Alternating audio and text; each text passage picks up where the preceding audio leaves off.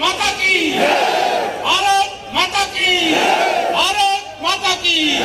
जहां भारत माता की जय होती है वहां विजय ही विजय होती है। और मुझे पूरा विश्वास है मेरे मित्र भारतीय जनता पार्टी के प्रत्याशी और आप सबके चहेते श्री संगीत सोम जी को आप 10 फरवरी को अपना आशीर्वाद दे करके, कमल के फूल की बटन दबा करके और उत्तर प्रदेश में एक बार फिर से 300 पार करने के लिए सरधरा का विधायक भी भारतीय जनता पार्टी के खाते में आप सब पहुंचाने का काम करेंगे।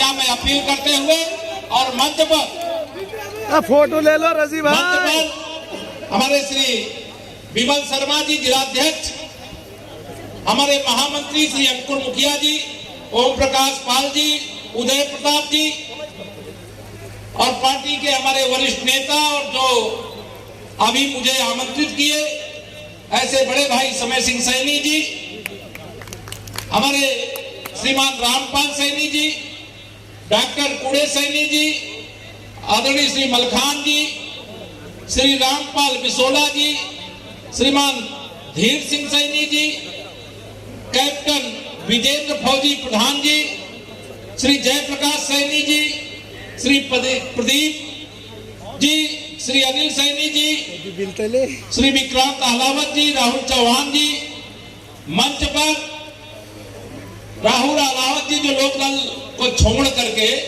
भारतीय जनता पार्टी के परिवार का हिस्सा हुए। आप सबको मालूम है सपा, बसपा, कांग्रेस, लोकदल को सफाई का परिणाम तो आना है 10 मार्च को, लेकिन 10 फरवरी से पहले ही जनता उनको सफा कर दे रही। वो सब भारतीय जनता पार्टी जहां सुशासन है, जहां सुरक्षा है, वहां पर वह सब लोग आ रहे। मैं आप सब लोगों के बीच में जब आज आया हूं तो मुझे मालूम है कि 11 बजे कार्यक्रम में बुलाया गया। कितने बजे बुलाया गया था? 11 बजे। मैं क्षमा चाहता हूं लेकिन उसमें मेरा कोई कसूर नहीं, ये मौसम का कसूर है। मेरा जहाज लखनऊ से उड़ ही नहीं पाया और मैं एयरपोर्ट पर बैठे बैठे जैसे ही विजिबिलिटी ठीक हुई सीधा आया हिंडन से सीधा हेलीकॉप्टर से यहां पहुंचा। फिर आप सबका आशीर्वाद ले रहा हूं, आप सबका दर्शन कर रहा हूं। मंच और मंच के सामने सभी मेरे बड़े बुजुर्ग, मेरे नौजवान दोस्त, मेरी माताएं बहनें, पत्रकार मित्र, 2022 का चुनाव निर्णायक चुनाव है। मैं समझता हूं कि गुंडागर्दी के कारण से, अपराधियों के कारण से, माफियाओं के कारण से, दंगाइयों के कारण से जो समस्याओं का सामना आपको करना पड़ा है, अगर मैं उसके लिए बताऊंगा तो मुझे लगेगा कि मैं सूरज को दीपक दिखाने की कोशिश कर रहा हूं। मुझे मालूम है कि आप सब जानते हो समाजवादी पार्टी गठबंधन की सरकार आने नहीं जा रही है, लेकिन वो बता रहे हैं, मीडिया वाले कहीं बीच में जोड़ दे रहे हैं, कोई विपक्ष में उनको मिल नहीं रहा है तो भाजपा के सामने ला करके सपा तो सफा है। और श्री अखिलेश यादव जी कहते हैं कि ये नई सपा है। मैंने कहा नो, ये वही सपा है जिससे जनता खपा थी और आज भी खपा है। इसलिए मैं आप सब लोगों के सामने, चाहे ये विरोधी दल के लोग अलग अलग लड़े, चाहे गठबंधन करके लड़े, आप सबकी सामर्थ्य पर मुझे भरोसा है। अब जब सपा, बसपा, लोकदल तीनों मिलकर के लड़ लिए तब भी आपने कमल खिला करके देने का काम किया। जब तीनों मिलकर के नहीं हरा पाए, यहां तो चारों बता रहे, चारों कांग्रेस का भी समर्थन, और ऐसे ही राहुल गांधी जी को भी वहां अमेठी में सपा बसपा सबका समर्थन था। आपने यहां भी हराया, अमेठी की जनता ने राहुल गांधी जी को राष्ट्रीय अध्यक्ष रहते हुए कांग्रेस के अमेठी में भी हराया। और मैं आपको यहां बता रहा हूं, कल मैं मैनपुरी में था, श्री अखिलेश यादव जी नामांकन करने के लिए गए थे। आज मैं बता दे रहा हूं सरधना की धरती से, 10 मार्च को देखते रहिएगा, जो रिजल्ट आएगा करहल में भी कमल का फूल खिलेगा। मैनपुरी की 4 विधानसभा सीटें हैं और मैनपुरी लोकसभा की 5 सीटें। और कल मैं मैनपुरी में था और वो भारतीय जनता पार्टी का वेद किला है केवल वहां सपा इसलिए जीता करती थी क्योंकि वो गुंडागर्दी करती थी, बूथों पर कब्जा करती थी, लोगों को वोट डालने से रोका करती थी। लेकिन अब तो कोई रोक सकता है क्या आपको वोट डालने से? रोक सकता है क्या कोई? अब रोक नहीं सकता है। वैसे मैनपुरी में भी अगर आप अपना वोट किसी को देना चाहते हैं तो कोई गुंडा, कोई अपराधी, कोई माफिया विवश नहीं कर सकता है कि नहीं आपको कमल के फूल की जगह जो साइकिल पंचर हो चुकी है उसकी बटन दबाना है। कोई नहीं कहने हिम्मत कर सकता, क्योंकि चुस्त और दुरुस्त व्यवस्था है।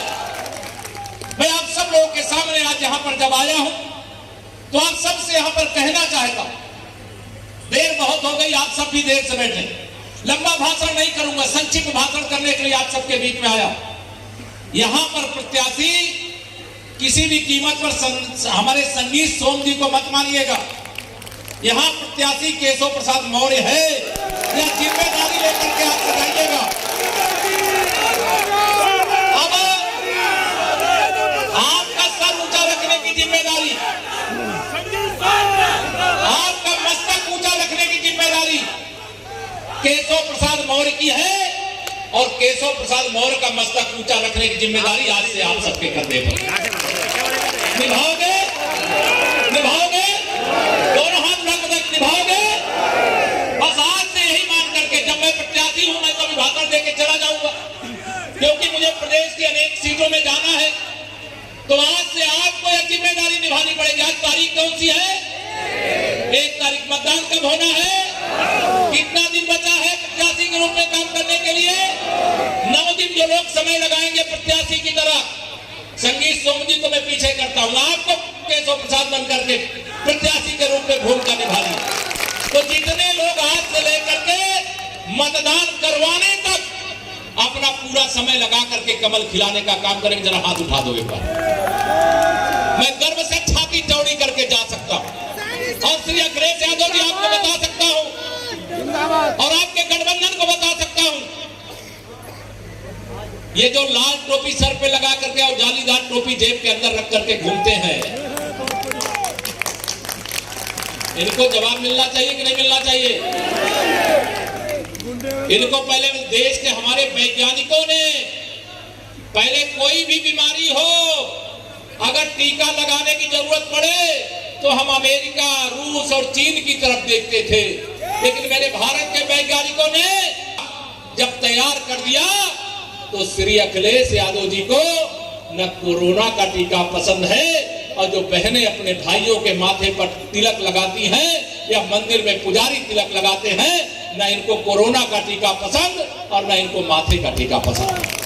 क्या ऐसे लोगों को आना चाहिए क्या? मैंने सुना है कि यहाँ पर समाजवादी पार्टी के जो प्रत्याशी थे, वैसे श्री अखिलेश यादव जी को भी जनता ने 2014 में ही उतार दिया है। आप सबको मालूम है 2014 का जब लोकसभा चुनाव हो रहा था, आप सम्माननीय नरेंद्र मोदी जी को भारत का प्रधानमंत्री बनाने का तय कर चुके थे। उस समय कौन मुख्यमंत्री था? कौन मुख्यमंत्री था? अखिलेश यादव जी थे। कितनी सीटें बीजेपी और गठबंधन ने जीती थी? हमारे 73 सांसद हमारे जीते थे। 2017 में मुख्यमंत्री कौन था? श्री अखिलेश यादव थे।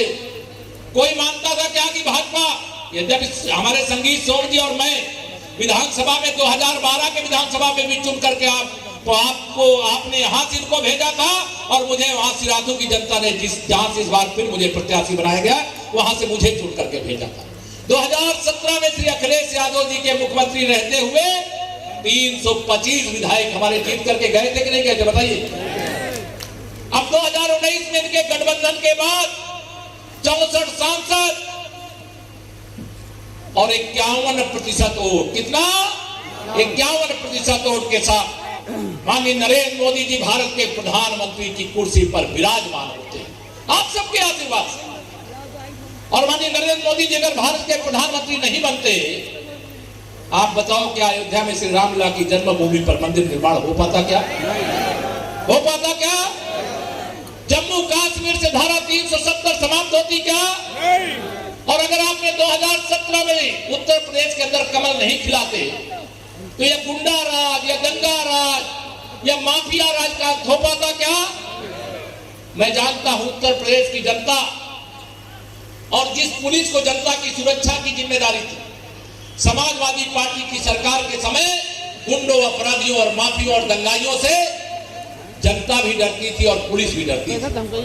मुझे पश्चिम के कई ऐसे विद्यालयों के बारे में जानकारी है जहां कोई माँ बाप अपनी बेटी को पढ़ने के लिए स्कूल इसलिए नहीं भेजता था कि वो शाम को सुरक्षित आ पाएगी कि नहीं आ पाएगी, इसलिए है। सही बात की नहीं है?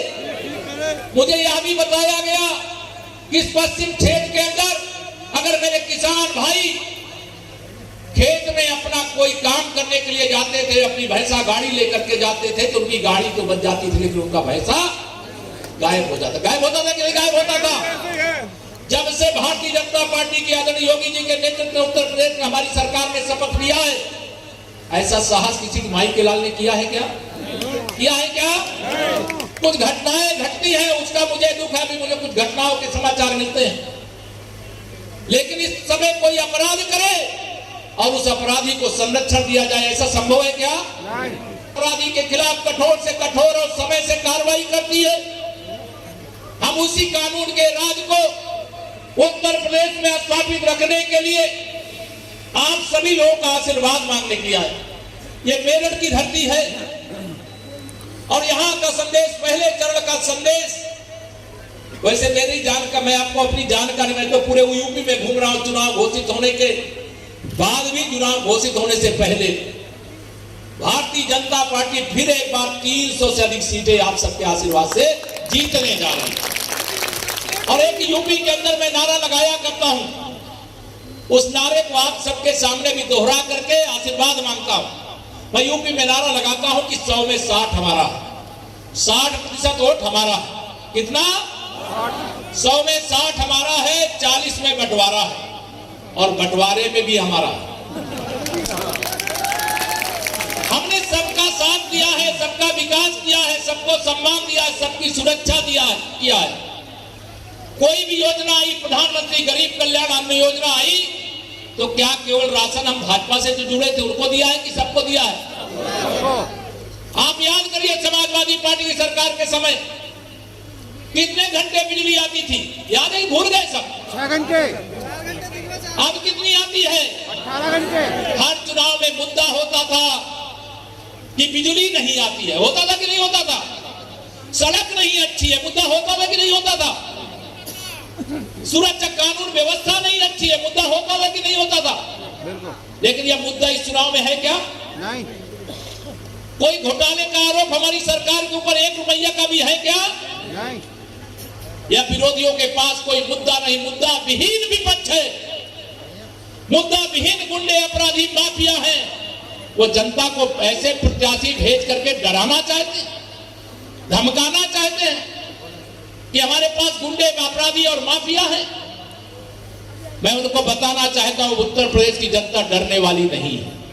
अब यूपी में अगर किसी को डरना पड़ेगा तो केवल अपराधियों को डरना पड़ेगा, गुंडों को डरना पड़ेगा, माफियाओं, दंगाइयों को डरना पड़ेगा, भ्रष्टाचारियों को डरना पड़ेगा। आज भारत सरकार ने शानदार बजट पेश किया, आत्मनिर्भर भारत का बजट पेश किया। अब श्री अखिलेश यादव जी को इससे भी तकलीफ हो रही है। अब उनको ये लगता है कि एक सीसी इत्र डाल करके 280 करोड़ रुपया बटोर लेंगे तो यह भाजपा की सरकार है। यह तो हो सकता है क्या? श्री अखिलेश यादव जी को लगता है कि भारतीय जनता पार्टी की सरकार गरीबों के लिए काम न करे, केवल गुंडों के लिए काम करे। तो हमारी सरकार गरीबों के लिए काम करे, किसानों के लिए काम करे, नौजवानों के लिए काम करे, माताओं बहनों के सशक्तिकरण के लिए काम करे कि गुंडे अपराधियों के लिए काम करे? हमारी सरकार का स्पष्ट चिंतन है, सबका साथ, सबका विकास, सबकी सुरक्षा। अगर समाजवादी पार्टी का गठबंधन उत्तर प्रदेश के 24 करोड़ लोगों के लिए सुरक्षा का खतरा है, तो भारतीय जनता पार्टी का गठबंधन यूपी के 24 करोड़ लोगों की सुरक्षा की गारंटी। इसलिए मैं आप सब लोगों से आज यहां पर प्रार्थना करके जा रहा हूं, फिर आऊंगा। कब? 10 फरवरी को आप वोट डाल लो, लेकिन 10 मार्च के बाद 2017 से भी अधिक वोटों से जिता करके संगीत सोम जी को आपको यहां से भेजने का काम करना कर दोगे? दोनों हाथ उठा बताइए। 2017 से ज्यादा वोटों से श्री संगीत सोम जी को विजयी बना करके भेजिए। मैं आपको एकदम आश्वासन दे करके जा रहा हूं, भरोसा दे के जा रहा हूं, 10 मार्च के बाद एक बार फिर आपका आशीर्वाद लेने के लिए आऊंगा और आकर के आशीर्वाद लेकर के, वैसे यहां नगली तीर्थ पास में मैं आया था, पिछले दिन आशीर्वाद लिया था। संगीत जी भी थे, समय सिंह सैनी जी भी थे, सभी लोग थे, अध्यक्ष जी भी थे। लेकिन मैं चाहता हूं कि आऊं मैं 10 मार्च के बाद भी, और 10 मार्च को जब वोटों की गिनती शुरू हो तो सरधना विधानसभा क्षेत्र की विजय भी नंबर 1 की होनी चाहिए। मुझे पूरा विश्वास है आप सब हनुमान जी की तरह शक्तिशाली हो। सारा गठबंधन हो गया, कुछ बाल भी बांका नहीं कर पाया भाजपा का। ये सब तो अब टुकड़े टुकड़े, कोई यहां पड़ा कोई वहां पड़ा, किसी का पता नहीं कौन कहां पड़ा। उसके बाद मुझे चिंता नहीं है, लेकिन मेरी जिम्मेदारी थी कि मैं अपने परिवार के बीच में आऊं, अपने लोगों के बीच में आऊं और अपना निवेदन करूं कि कहीं गलती से कोई यह ना समझे, कोई आएगा बात करने के लिए, समझाने बुझाने के लिए, लेकिन मैं जानता हूं कि आप मेरा सर झुकने नहीं दोगे। झुकने दोगे क्या? मेरा सर झुकने नहीं दोगे और रिकॉर्ड वोटों से संगीत सोम जी को विजयी बना करके विधानसभा में भेजने का काम करोगे। आज के दिन इतना ही निवेदन करके करता हूं, आप सबको बारंबार प्रणाम। दोनों हाथ उठा करके मेरे साथ बोलिए, जय श्री राम, जय श्री राम, जय श्री राम, भारत माता की, भारत माता की। बहुत बहुत धन्यवाद। हमारे बलराम सैनी जी